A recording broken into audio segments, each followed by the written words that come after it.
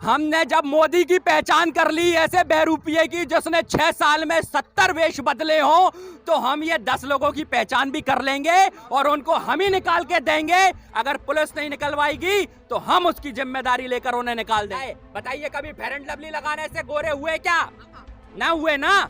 तो मोदी पिछले 6 साल से कितने रूप दिखा रहा है, विकास के वादे कर रहा है, तो विकास कैसे होगा कि ये हमारे मोदी जी जनरल डायर बनने की कोशिश कर रहे हैं, जलियांवाला बाग बनाना चाहते हैं, पर ऐसा होगा नहीं। अगर ऐसा होगा तो इस आंदोलन से एक एक उद्धम सिंह निकलेगा। देखो, अमित शाह जैसा अगर संरक्षक हो तो इस देश में जब अर्नब को सजा नहीं मिल रही है तो उसे क्या सजा मिलेगी? सजा तो अब हम देंगे। तभी मैंने कहा था कानून की पवित्रता तब तक बनी रह सकती है जब तक वो लोगों की अभिव्यक्ति करे। अगर अभिव्यक्ति नहीं करेगा तो ऐसे कानून को नकार देगी जनता। देखिए, फटी चड्डी वालों से तो हम सुरक्षा करना जानते हैं। हमें पता है ये चड्डीधारी गैंग है जो तेल लगाकर पहले क्या कहते हैं लोगों के घर में से डाका डालती थी। ऐसे तेल लगाने वाली गैंग में हमने अपने डंडों में तेल पिला के रखा है और ऐसा डंडा मारेंगे कि ये भूल जाएंगे जो इनकी खुजलियां ना सब मिटा देंगे हम। अगर किसी भी किसान को रोका जाएगा तो हमें खालिस्तानी कहने वालों, हमें देशद्रोही कहने वालों फिर बक्खल उधेड़ देंगे, तुम्हारे बक्खल उधेड़ देंगे। नमस्कार, मैं दामिनी शर्मा। गाजीपुर बॉर्डर पर आ चुके हैं। 59 दिन गाजीपुर बॉर्डर को हो चुके हैं। किसानों को लगातार आंदोलन जारी है, गतिरोध जारी है, नतीजा निकलने का नाम नहीं ले रहा। सरकार अड़िग, किसान अड़िग, परंतु किसानों का हौसले को सलाम करेंगे। हौसला इनका आसमान पे अब छू रहा है, बुलंद है एकदम। दीपक जी हमारे साथ दोबारा जुड़ गए हैं। आप देख रहे हैं 59 दिन से हालात। बात करूंगी कल की, जिस प्रकार से सिंगू बॉर्डर पर एक शख्स को पकड़ा गया जिसने काफी खुलासे भी किए कि वो नेताओं को मारने की प्लानिंग कर रहा था। क्या बोलेंगे, सुरक्षा आपको लग रही है उस मद्देनजर रखते हुए इस चीज को? देखिए, सुरक्षा तो सरकार का जिम्मेदारी है और पुलिस की जिम्मेदारी है, लेकिन हमें बड़ी दयनीय स्थिति समझ आ रही है जब पुलिस ही पे आरोप लग रहे हैं और पुलिस ही ऐसा करवा रही है तो किस पे भरोसा करेगी देश की जनता? जिसको संरक्षण देना चाहिए आज वही हमारा भक्षण करने उतर आया है, तो हम लोग कहां जाएंगे, किस पे भरोसा करेंगे? अरे सिंगू बॉर्डर तो एक घटना थी, सिंगू बॉर्डर तो एक छोटी घटना लग रही है मुझे, उससे बड़ी घटना तो यहां होते होते रुक गई कल रात को। यहां भी एक शख्स रात को आया जिसने तमंचा दिखाया, जिसके चश्मदीद ये अर्शदीप जी हैं और उधर भैया खड़े। भैया आप भी आइए, कल की घटना थोड़ी सी बताइए इन लोगों को जो कल हुई है कि वो लड़का ना धक्का देके यहाँ गया। तब हमने पुलिस वालों से ये कहा या तो हम ये रोड ब्लॉक कर देंगे, नहीं तो अब आपकी जवाबदारी है इस रोड को संभालने की। फिर मत कहिएगा कि किसान उग्र हो गया। किसान अभी तक समन्वय बनाता आ रहा है, कम्युनिकेशन बना रहा है और आप हमारे किसानों को परेशान कर रहे हैं। जो किसान पिछले इतने दिनों से शांति प्रिय अनशन कर रहा है, आंदोलन कर रहा है, आप क्या चाह रहे हैं? देश का सौहार्द बिगाड़ना चाह रहे हैं। ये हमें पहले से पता था, लेकिन हमें इतना नहीं पता था कि मोदी जी आप इतना गिर जाओगे कि किसान जो हल निकालकर आज लोगों को अन्न खिलाता है, आप उसके ऊपर गोलियां चलवाने जैसा प्रयास करोगे। मुझे बिल्कुल पता नहीं था कि ये हमारे मोदी जी जनरल डायर बनने की कोशिश कर रहे हैं, जलियांवाला बाग बनाना चाहते हैं, पर ऐसा होगा नहीं। अगर ऐसा होगा तो इस आंदोलन से एक एक उद्धम सिंह निकलेगा और इस आंदोलन की ताकत दिखा देगा और बता देगा कि ब्रिटेन में जैसे जनरल डायर ने ठोका था ऐसे हम भी ठोकेंगे। फिर 9 लोग बताए गए हैं जो घूम रहे हैं। मुझे लगता है एक पकड़ा गया है और कल रात को जो यहाँ पे आए हैं 4 लोग, शायद उनमें से वो 10 लोग जो बताए जा रहे हैं उनमें से 4 लोग कल शायद यहीं पर थे जो यहाँ से निकले हैं। पुलिस को इसे संज्ञान में लेना होगा और पुलिस की पूरी जवाबदारी है। और मैं कह रहा हूं ये पुलिस अमित शाह के अंडर में है और ये कार्रवाइयां अमित शाह करवा रहा है, क्योंकि बाहरी संसदों में अमित शाह को दंगाई बताया गया है। मुझे अमित शाह पे डर है कि अमित शाह का जैसा मन है ना, कहते हैं ना मन में गंगा और दिमाग में दंगा, ये वो लोग हैं। अरे बिल्कुल लगाएंगे यार। अर्नब गोस्वामी ने चैट लीक करके बता दिया कि सुरक्षा एजेंसियां खतरे में हैं और अमित शाह पर सवाल नहीं उठेंगे क्या? अमित शाह का तो नाम स्पष्ट आया है, बाहरी ब्रिटिश सांसद ने यह कहा है, मैं थोड़ी कह रहा हूं, बाहरी देश कह रहे हैं अब तो। एक सवाल मैं पूछना चाहूंगी, आपने पुलिस पर जो लगाया है कि पुलिस अब तय करेगी, आप भूल गए हैं कि पुलिस ने ही इन लोगों को, शायद कहीं ना कहीं पुलिस भी इन्वॉल्व है इसमें? अरे भाई बिल्कुल है ना, आप सुन लीजिए ना, मैं बार बार कह रहा हूँ शाहीन बाग टू मीडिया पर चलाया जाता है। शाहीन बाग टू क्या मतलब है? आप शाहीन बाग इसे बनाना चाहते हैं, हमें पता है। आपकी गोदी मीडिया जिस तरीके से दिखा रही है, आप बताइए कोई आपको बार बार चोटियां लेगा, ये कहेगा आप बदमाश हैं, आप बदमाश हैं, आप बदमाश हैं, आखिरी में व्यक्ति कहेगा चल अब ठीक है बदमाश है, पता क्या करना है। यही तो ये लोग कर रहे हैं बार बार, ये खालिस्तानी है, खालिस्तानी है, खालिस्तानी है। क्या चाहते हो? क्या हमें खालिस्तानी बनवा के और ये खालिस्तान बनवाना चाहते हो? आप तो यही चाहते हो। लेकिन मेरे देश का हर एक कौम, हर एक संप्रदाय भारत के संविधान को मानता है और जानता है कि हमारा भारत धर्मनिरपेक्ष है। यहाँ पर हर धर्म की बराबर समानता है और वो होती रहेंगी। देखो, अमित शाह जैसा अगर संरक्षक हो तो इस देश में जब अर्नब को सजा नहीं मिल रही है तो उसे क्या सजा मिलेगी? सजा तो अब हम देंगे। तभी मैंने कहा था कानून की पवित्रता तब तक बनी रह सकती है जब तक वो लोगों की अभिव्यक्ति करे। अगर अभिव्यक्ति नहीं करेगा तो ऐसे कानून को नकार देगी जनता, नहीं मानेगी। जनता अपना फैसला अब खुद करेगी। परंतु आप ये देखिए, 9 लोगों का तो सिर्फ नाम बोला गया, ऐसे शायद कितने लोग होंगे जो सामने भी नहीं आए हैं या जुबान पर उन्होंने नहीं नाम लिया। यहाँ पर बच्चे भी हैं, बुजुर्ग भी हैं, महिलाएं हैं, इनकी सुरक्षा का फिर क्या होगा? देखिए, फटी चड्डी वालों से तो हम सुरक्षा करना जानते हैं। हमें पता है ये चड्डीधारी गैंग है जो तेल लगाकर पहले क्या कहते हैं लोगों के घर में से डाका डालती थी। ऐसे तेल लगाने वाली गैंग में हमने अपने डंडों में तेल पिला के रखा है और ऐसा डंडा मारेंगे, ऐसा डंडा मारेंगे कि ये भूल जाएंगे जो इनकी खुजली है ना, सब मिटा देंगे हम। और जो सुप्रीम कोर्ट का तो यार एक कारण है, सुप्रीम कोर्ट को समझिए। सुप्रीम कोर्ट खुद संदेह के घेरे में खड़ी आज न्यायपालिका। सुप्रीम कोर्ट, मैं बार बार वो लफ्ज डाल रहा हूं जो यहाँ का युवा बोलने लगा है कि सुप्रीम कोर्ट का मंशा थी कि यहाँ से बूढ़े, बच्चे और महिलाएं चली जाएं जिससे जवान बचे। मतलब 1/3 हिस्से को इस आंदोलन से खत्म करना चाहते थे और फिर हमारे बच्चों पर लाठियां चलवाना चाहते थे। जो इनकी मंशा हमारे बुजुर्गों ने यहाँ रह के आशीर्वाद देकर हमें पूरी नहीं होने दी। हम उन बुजुर्गों का शुक्रगुजार हैं। इन चीजों किसान कह रहे हैं कि ट्रैक्टर रैली करेंगे। बिल्कुल करेंगे। 9 लोग तो अभी खुलेआम घूम रहे हैं, तो कह सकते हैं सीधा ये खतरा 26 जनवरी पर। अरे बिल्कुल खतरा है। खतरा तो हमेशा देश पे मंडराया है, पर जब मंडराया है देश की जनता ने उसे जवाब दिया है। आज क्लियर हो गया है एक व्यक्ति के पकड़ाने से कि ये इनकी जो मंशा है इसे पूरी नहीं होने देंगे। और हमारे टिकैत साहब ने भी आज मंच से सीधा कहा है, अगर किसी भी किसान को रोका जाएगा तो हमें खालिस्तानी कहने वालों, हमें देशद्रोही कहने वालों, फिर बक्खल उधेड़ देंगे, तुम्हारे बक्खल उधेड़ देंगे। जब आपको पता है कि खतरा है 26 जनवरी को, तो आपको लगता है ये ट्रैक्टर रैली और या जो परेड में शामिल होने की बात आपने की है, ये सफल हो पाएगी? बिल्कुल सफल होगी, बिल्कुल सफल होगी। भाई खतरे से टकराते ही हैं क्रांतिकारी। आजादी बिना खतरों से टकराए नहीं मिली है, कुर्बानियां देकर आजादी आती है। हमें पता है ये काला कानून, ये जमीनें हड़पने के लिए हर मुमकिन कोशिश करेंगे, क्योंकि ये नर पिशाचर लोग हैं जो खून मांगते हैं। अगर ये खून मांगते हैं तो हम खून भी देंगे, लेकिन अपनी भारत माता को गुलाम नहीं होने देंगे।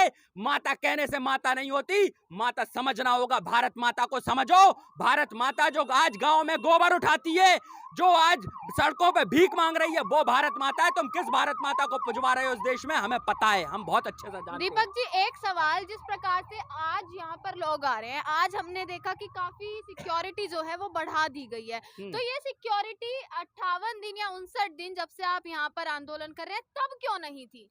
ये आंदोलन को रोकना चाहते हैं। और सिक्योरिटी तो देखिए, जब पुलिस के वेश में अगर गुंडे घुस जाएंगे तो हम किस पे विश्वास करेंगे। और सिक्योरिटी ये बढ़ा रहे हैं क्योंकि इनका काम है बैरिकेड्स लगाकर रैली को रोकना चाहते हैं। पर हम जवाब दे देंगे। अगर हमें पंजाब में रोका, रुके क्या? हरियाणा में रोका, रुके क्या? उत्तर प्रदेश में रोका, कितने प्रदेशों में रोका, पर किसान नहीं रुका। तभी मैंने कहा है, किसान वो नदी है जो अपना रास्ता खुद बना लेगी। आप रोक कर क्या रोकोगे हमें? हम तो खुद रुके बैठे हैं। हम नहीं चाहते हिंसा करना, लेकिन आप मजबूर मत करो, आप मत मजबूर करो। परंतु दीपक जी, एक और सवाल यहाँ खड़ा होता है। जो शख्स कल पकड़ा गया, उसने यह कहा कि हम 4 किसान नेताओं की हत्या करने वाले हैं।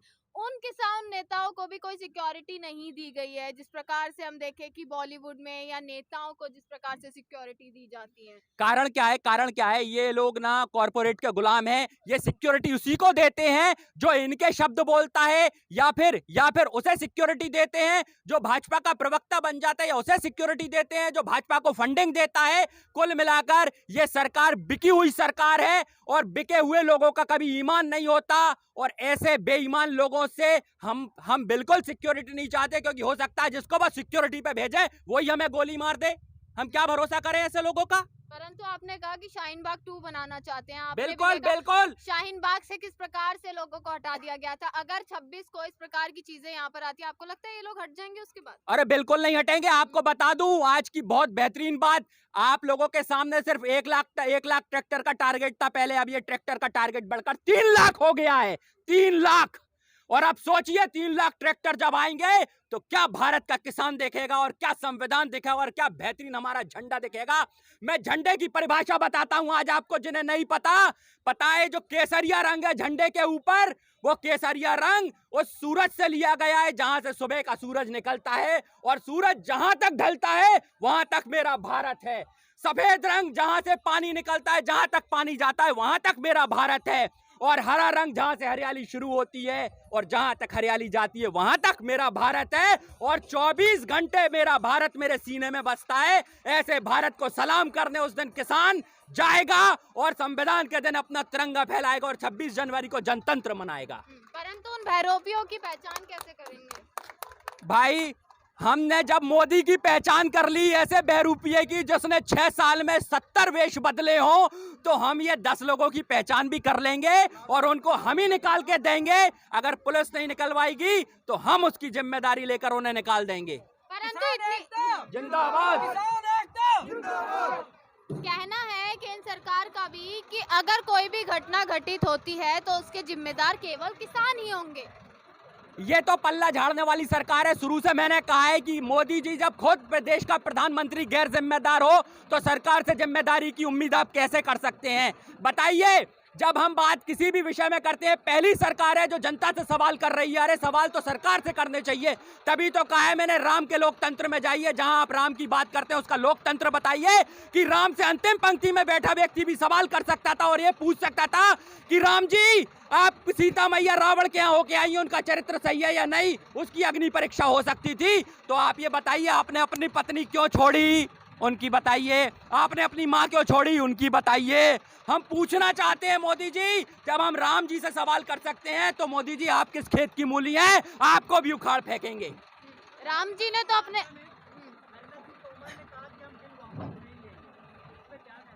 देखिए ये लोग ना मार्केटिंग कंपनी वाले हैं, ये देश चलाने वाले लोग नहीं हैं। आप बताइए पूरे का पूरा तरीका क्या कहा है कृषि मंत्री ने? ये कहा है ना कि आपको हम ऑफर देते हैं, इससे अच्छा ऑफर नहीं होगा। हमें पता है अंबानी अडानी से प्रेरित लोग हैं। अंबानी अडानी ने आज तक देश को चलाया थोड़ी है, देश को बेचा है। जो कंपनियों में अपना माल बेचते आ रहे थे आज वो बिल बेचना चाह रहे हैं।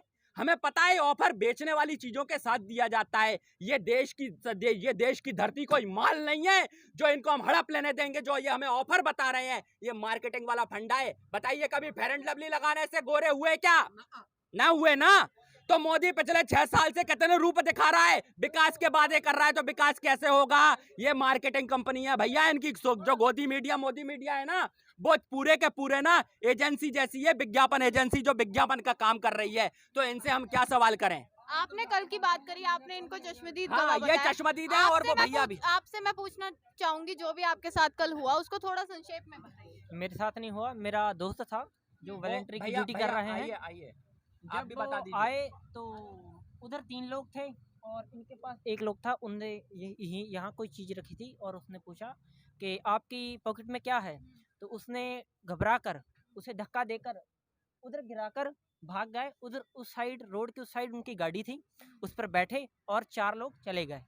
और उसके बाद यहाँ की जो से सेवादार हैं उन्होंने सिक्योरिटी बढ़ा दी है और आज यहाँ पर सीसीटीवी कैमरा भी लग जाएंगे। उन पर कोई कंप्लेंट या कुछ आपने करवाई है? जी हाँ, तभी हमने पुलिस बुलाई और कार्रवाई करने की बेनती की है। अब देखते हैं, पुलिस तो उनके साथ है, कार्रवाई तो बिल्कुल नहीं होगी, हमें यही लगता है। देखो सिक्योरिटी है यहाँ पर ना, सिक्योरिटी वगैरह कुछ नहीं है। किसान अपनी सिक्योरिटी खुद कर रहा है। जो अपनी भूमि को बचाना जानता है, जो अपनी भूमि पर मेड़ लगाना जानता है, वो यहाँ पर भी अपनी सिक्योरिटी खुद कर लेगा। हमें वैसे भी नहीं चाहिए सिक्योरिटी, पुलिस जबरदस्ती ना दे।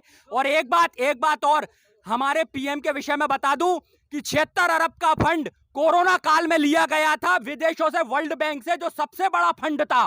भाई पीएम ने यहां भी जब देश के अंदर मेरा सिख समुदाय इस समय कोरोना काल में खाना खिला रहा था, तब हमारा भिखारी प्रधानमंत्री हमसे चंदा मांग रहा था। इससे बड़ा भिखारी क्या होगा? नंगा है ये व्यक्ति, नंगा, जिसने हमसे भी पैसा लिया, वर्ल्ड बैंक से भी पैसा लिया, अरे इसको तो कटोरा पकड़ लेना चाहिए। ये बात पाकिस्तान की करता है, हम समझ गए थे उसी दिन कि इसके इरादे पाकिस्तान के प्रधानमंत्री जैसे ही हैं, जो कटोरा लेके वो घूमता है, ऐसे ही कटोरा लेके हमें घुमाना चाहता है।